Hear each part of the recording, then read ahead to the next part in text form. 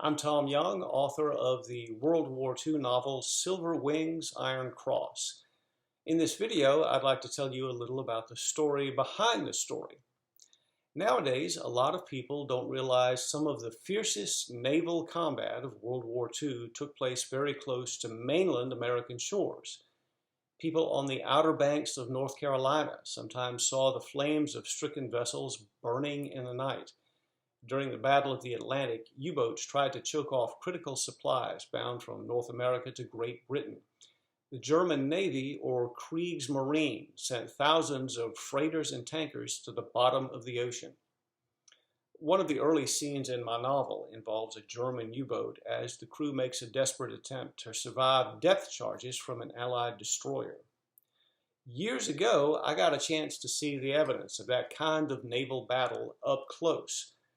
Although I didn't know it at the time, the background research for Silver Wings Iron Cross began when I was in college.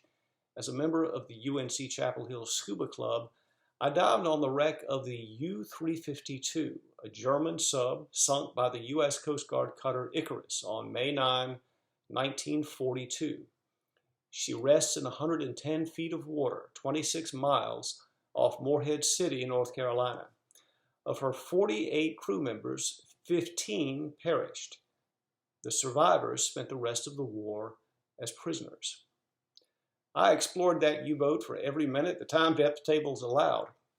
Seeing the wreck on the ocean floor, it became very easy to imagine the terror a sailor might feel if trapped in that steel hull as it filled with water.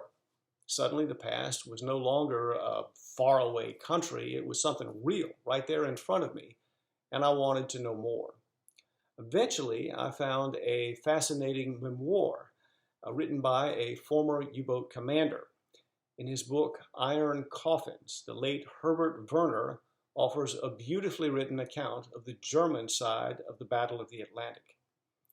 Though he served a terrible cause, Werner and his crew seem to have conducted themselves in accordance with the laws of armed conflict.